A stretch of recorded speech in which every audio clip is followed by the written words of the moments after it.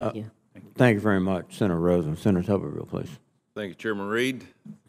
Generals, thanks for being here, and service for all of you here in this room today. General Dixon, I know you talked about Skylink a little bit in Ukraine. Give your personal assessment of really how that's worked for Ukraine and for all of us in the future. Thank you, Senator.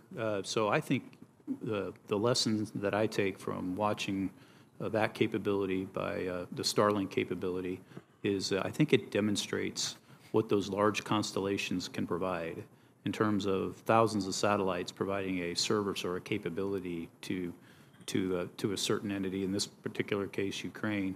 I think shows the maturation, if you will, of our commercial space industry in able to build something as technically sophisticated as that on scale and put it on orbit and maintain it.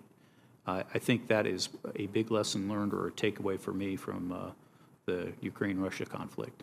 Thank you.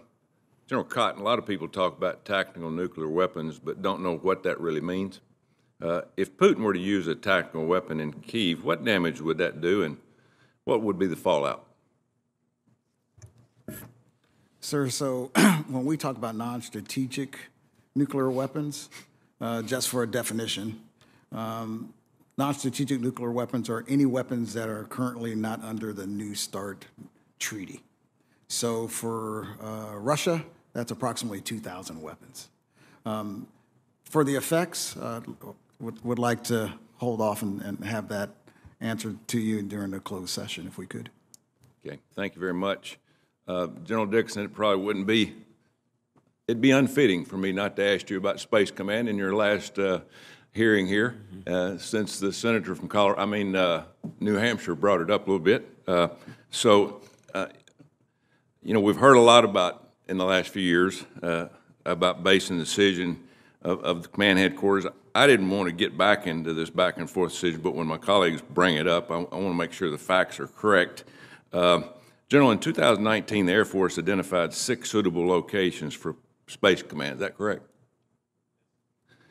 In 2020, when the Secretary of Defense, Mark Esper, testified before this committee, he instructed the Air Force to allow for communities to self-nominate. That resulted in the Air Force examining 66 communities across 26 states, correct? As best I can recall. It was an exhaustive selection process that weighed 21 different factors and involved site visits, interviews, inputs from up and down the chain of command. That process took 8 months, correct? As best I can Thank recall. you. Which community ranked number one in that analysis at the end of the day? I don't recall exactly which one. Well, I'll refresh your memory. Huntsville. Do you recall which base ranked second?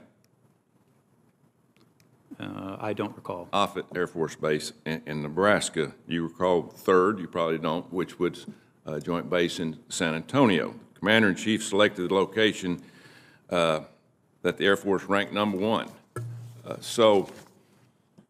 Yet since the President selected Huntsville, the location the Air Force study ranked number one in January 2021, we've had 2 years of delay.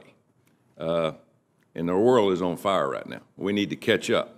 The Colorado delegation asked for an investigative report and the GAO report on the process. Ironic. Colorado wasn't even second or third, but they asked for a report.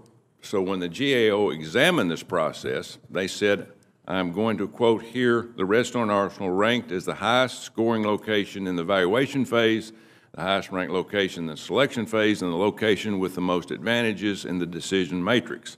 Air Force officials stated that the decision to identify Redstone Arsenal as a preferred location stemmed from Air Force analysis showing it was the strongest candidate location. So, you know, we've gone back and forth with this, and I know Secretary Kendall is going back and forth on it. Hopefully we get this done. Hopefully we get it done before your term's out. I know that we've got commercial people that are involved in this. I know commercial people are going to be hugely involved in Space Command in years and years to come. And we look forward to all of that coming together in one location in the very near future. And hopefully that's Huntsville. So General, thank you for your service, really. Thank you for serving, what you've done for Space Command. You've been the only one there.